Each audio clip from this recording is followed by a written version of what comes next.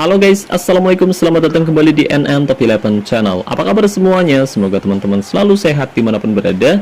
Hari ini saya mendapatkan challenge dari Bang Andi untuk mencari back yang bagus untuk dilatih secara individu dari lelang, atau teman-teman biasa menyebutnya dilatih secara militer. Dan untuk mendapatkan back yang bagus dari lelang, saya sudah disiapkan modal sebanyak 8.500 token. Dan nantinya saya juga akan membantu tim asosiasinya Bang Andi, yaitu Anarki, lolos ke divisi pamungkas.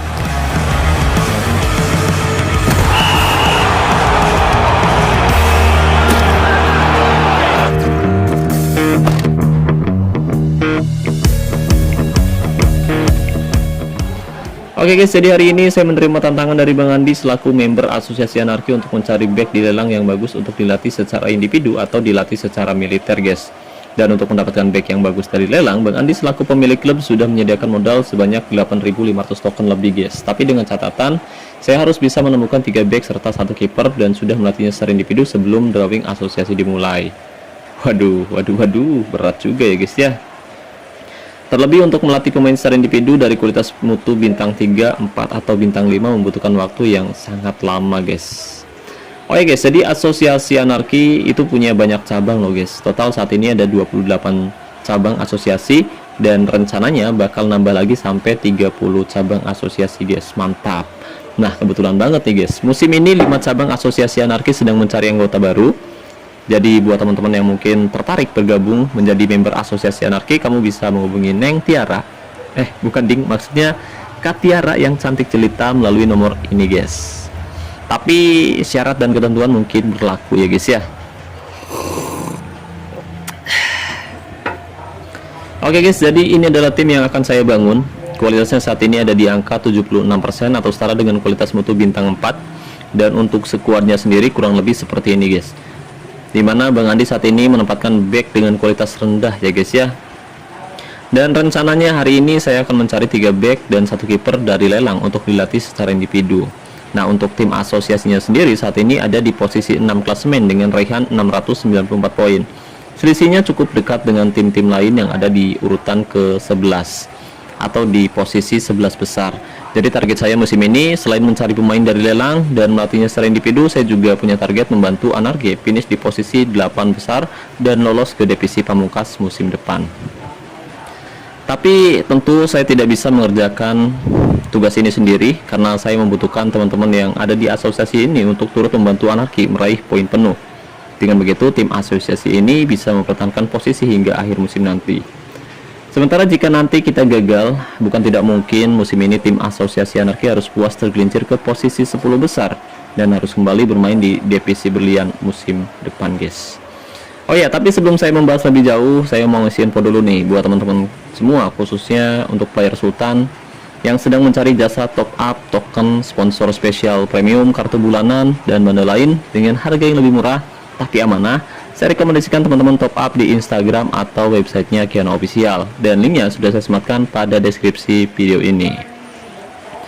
Oke guys, sekarang langsung saja mari kita mulai membangun timnya Bang Andi, yaitu Amin FC. Dan hal pertama yang akan saya lakukan kali ini yaitu mengirim beberapa pemain ke pelatih akademi, karena kebetulan Bang Andi musim ini hoki main event undian mania.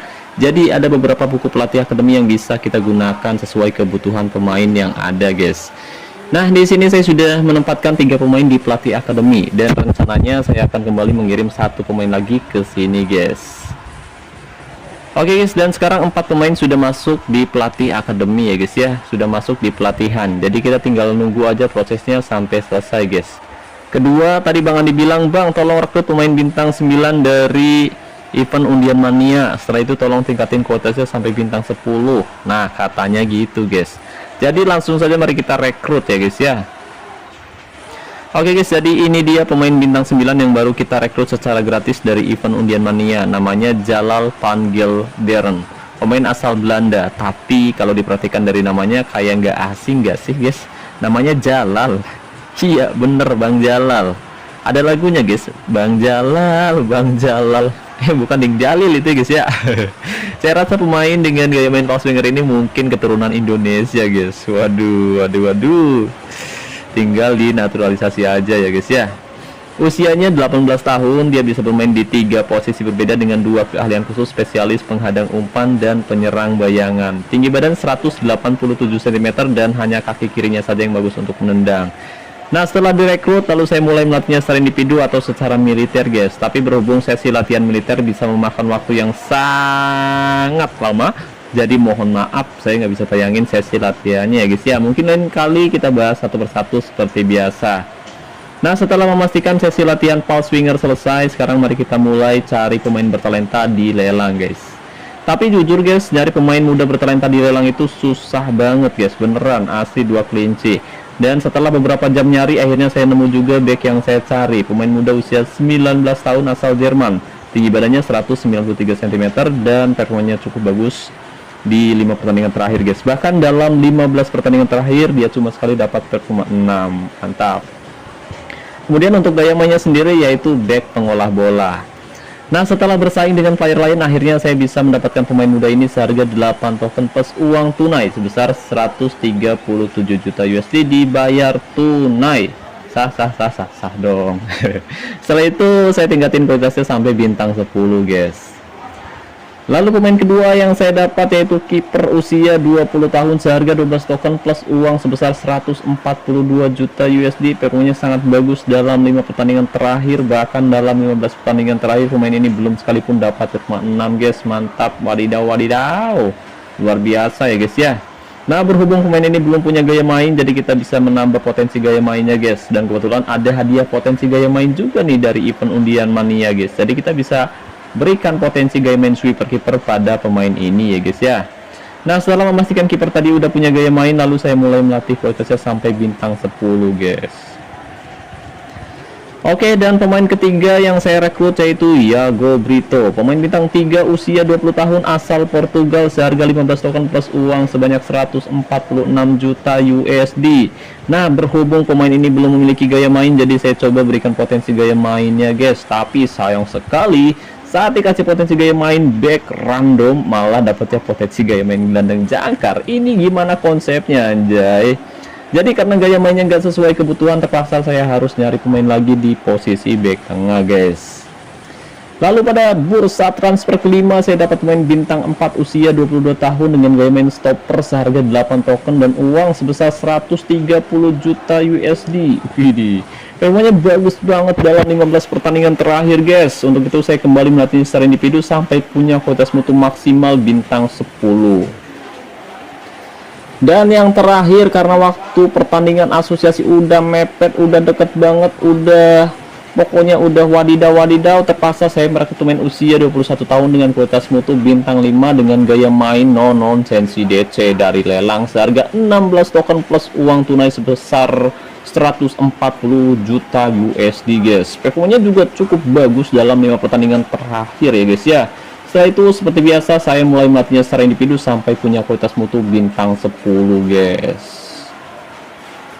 Oke, dan sekarang kualitas lini pertahanan timnya Bang Andi udah maksimal, guys. Dari yang sebelumnya hanya punya kualitas mutu bintang 1, 2, 3 ya, sekarang timnya Bang Andi sudah diisi oleh pemain berkualitas tinggi, mutu maksimal bintang 10, guys. Mantap ya, guys ya. Dan kalian tahu berapa jam saya menghabiskan waktu untuk melatih pemain secara individu sebanyak ini? Kurang lebih sehari setengah atau bahkan 2 hari, guys.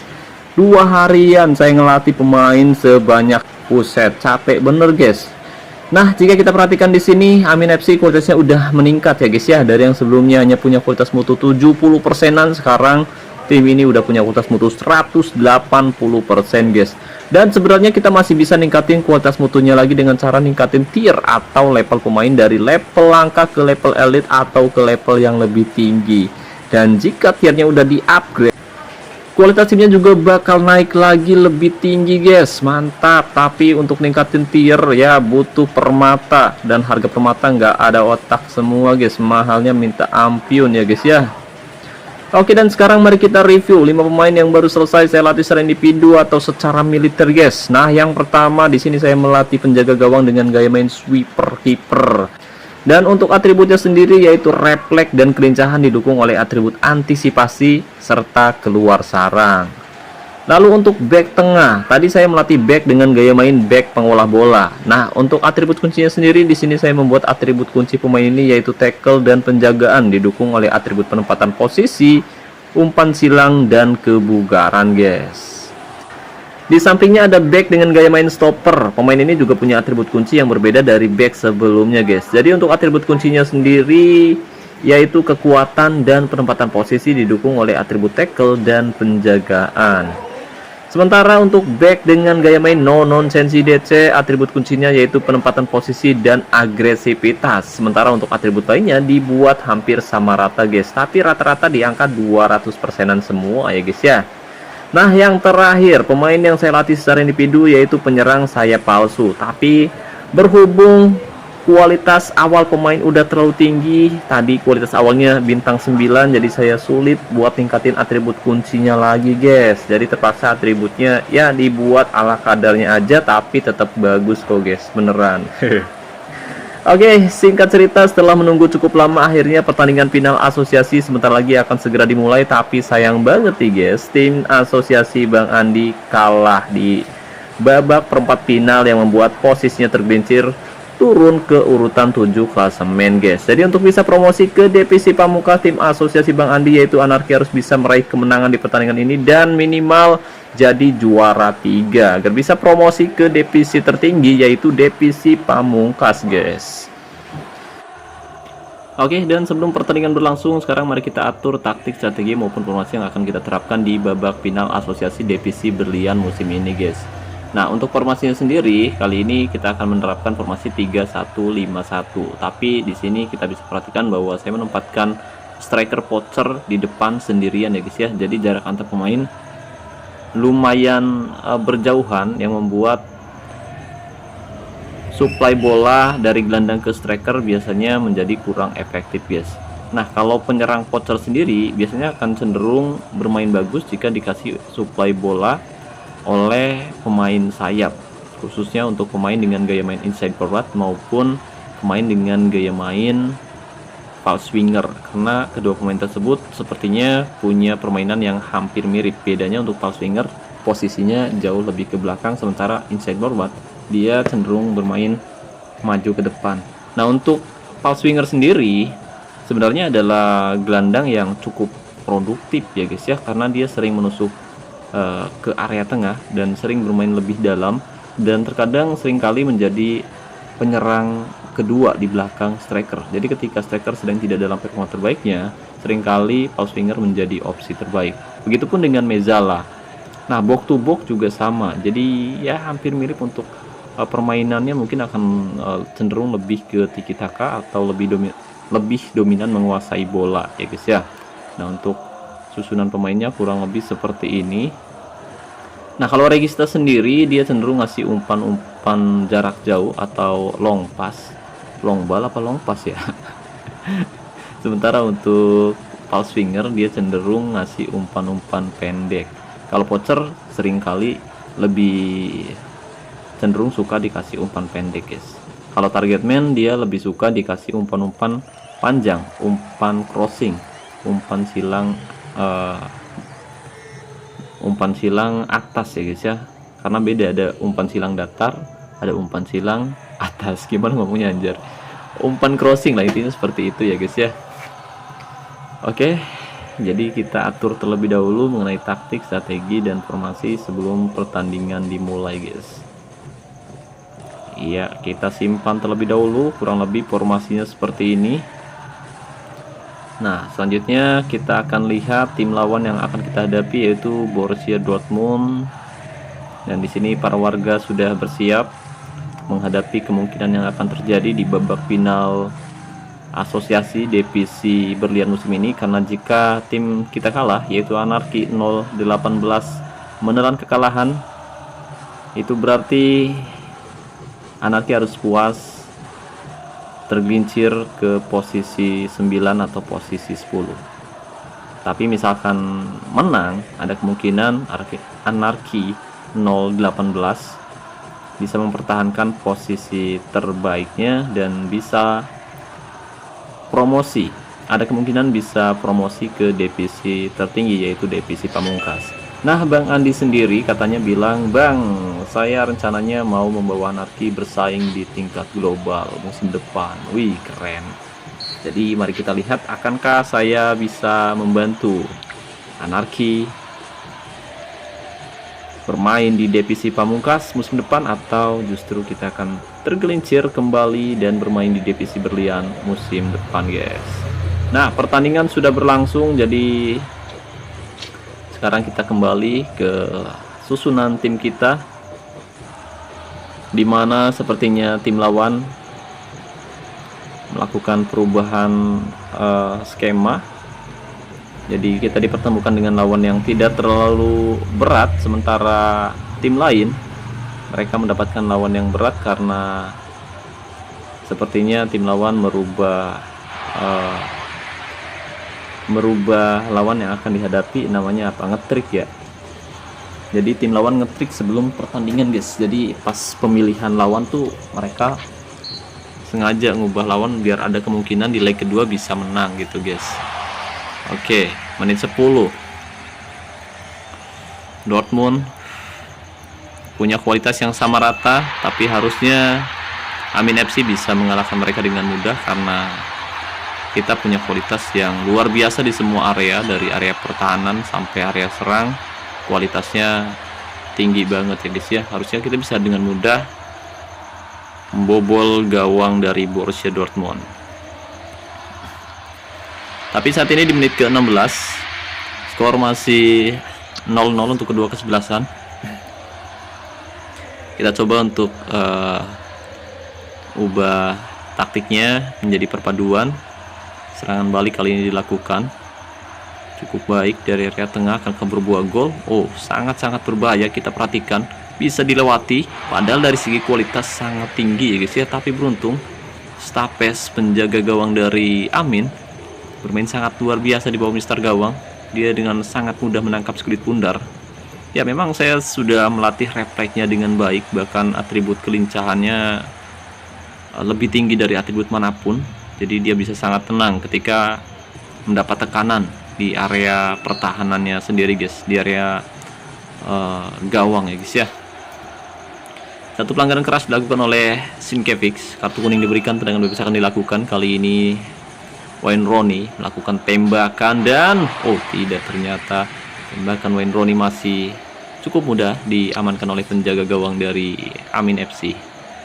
Oke, kedua manajer hadir di sisi lapangan. Tentu ini menjadi tekanan tersendiri untuk tim lawan yang merasa mendapatkan kualitas sangat tinggi ya, akibat rekan-rekan setimnya yang memaksa agar dia bisa menghadapi Amin FC yang punya kualitas jauh lebih tinggi dari Borussia Dortmund, pemirsa.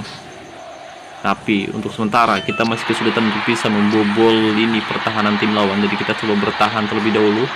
Kita biarkan mereka keluar dari areanya, lalu melakukan tekanan dan menghancurkan lini pertahanan mereka. Dan kita biarkan mereka keluar jauh dari areanya, dan terbukti kita berhasil mencetak gol di menit ke-31, pemirsa.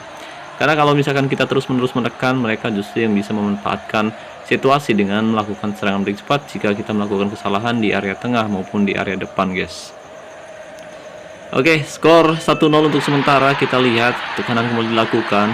The Van Gils tanduk saja dan gol kembali tercipta. Umpan yang sangat luar biasa. Liano Regenders berhasil menanduk skulit bundar. Skor 2-0 untuk sementara di babak pertama. Kita kesulitan meskipun mereka menempatkan pemain kualitas rendah, tapi ternyata mereka punya pemain yang luar biasa, pemirsa. Kita kesulitan untuk bisa menjebol ini pertahanan tim lawan dengan skema formasi 3-1-5-1. Tapi kita coba masukkan winger di sisi sebelah kiri, yaitu Ragnar Roratmangun dan Van Gaal. Van Gaal dia akan bermain di sisi sebelah kanan sesuai dengan posisi terbaiknya. Bukan posisi terbaik sebenarnya ya. Posisi terbaiknya ML, Pak. Tapi ya udahlah, kita coba ganti.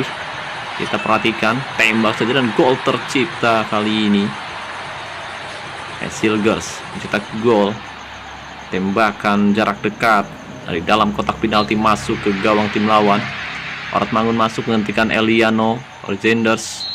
gimana sih nyebutnya anjay, Rangers kok. Oke, 3-0. Ternyata tidak ada perlawanan yang berarti di awal babak kedua.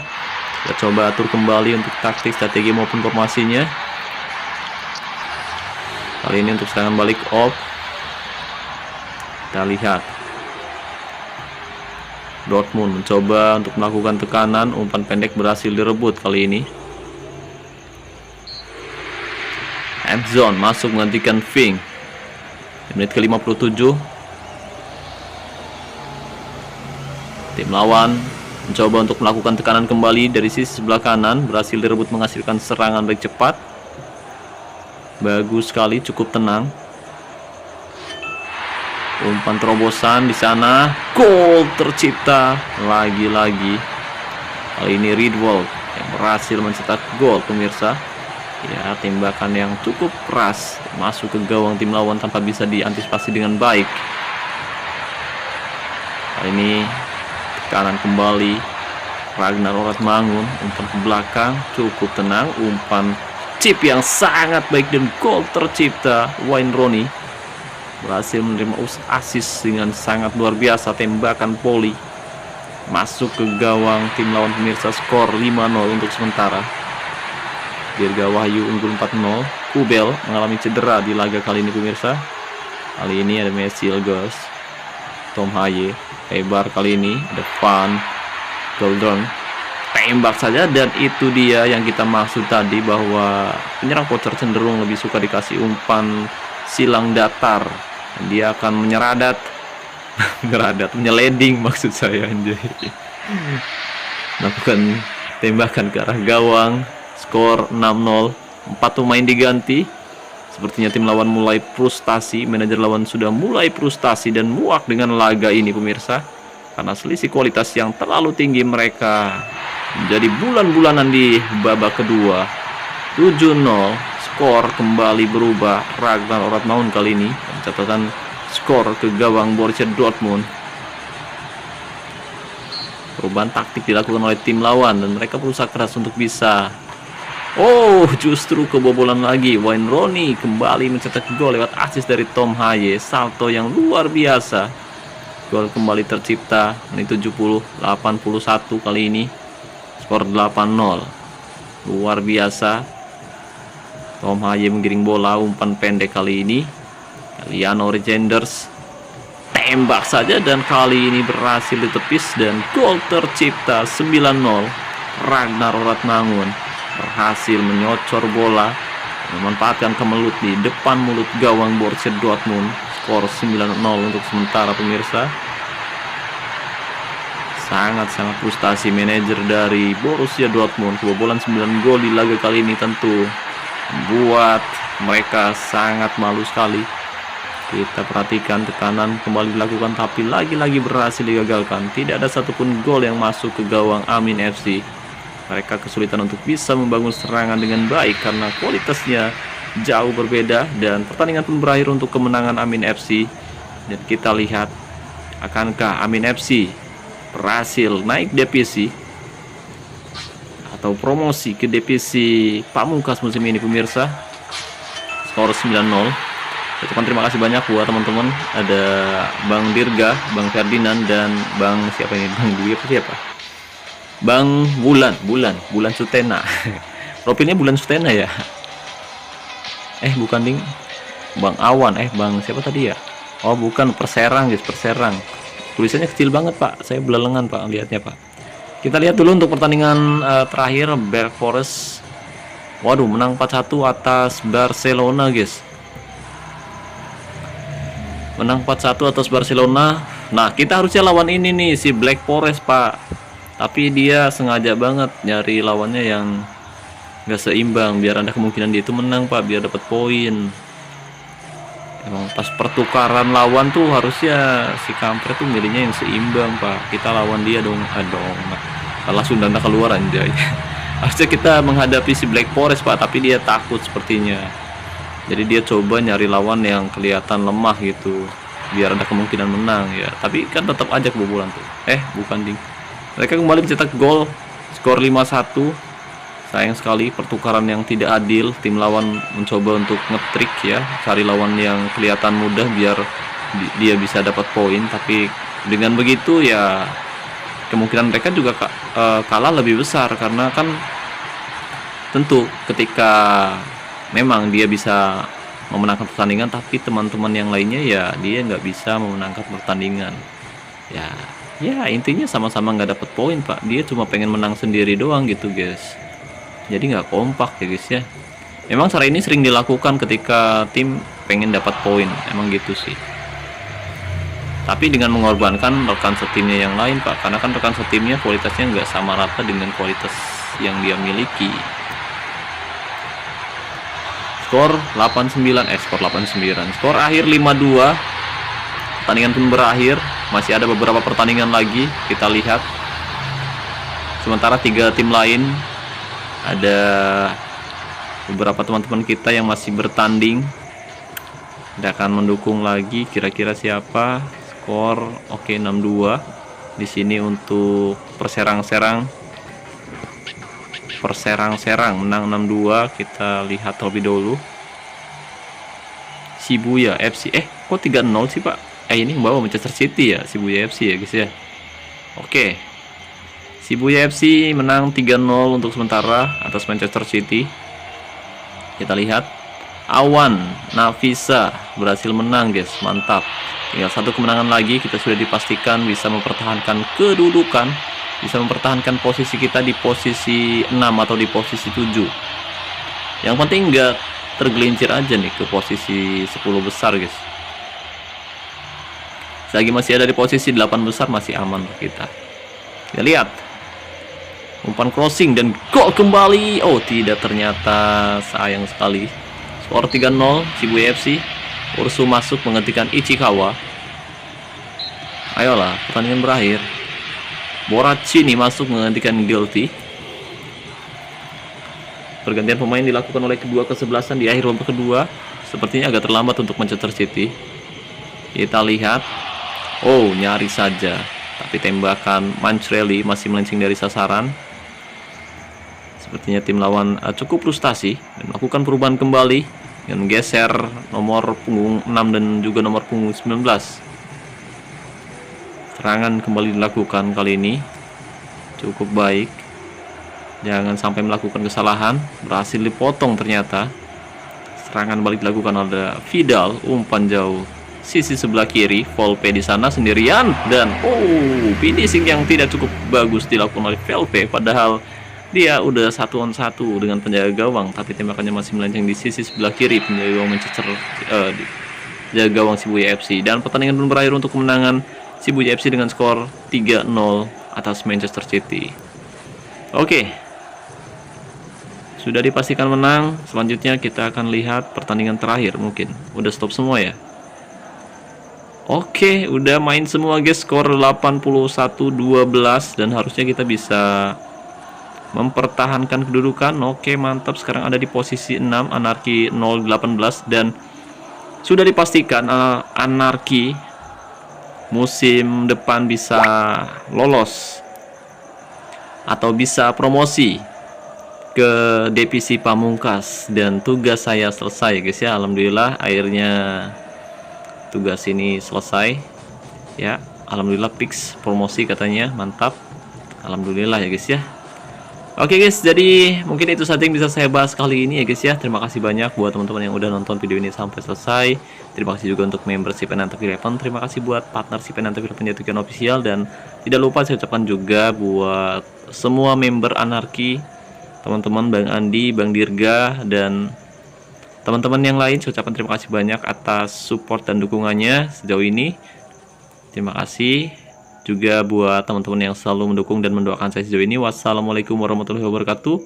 Salam olahraga, salam Top 11 Indonesia.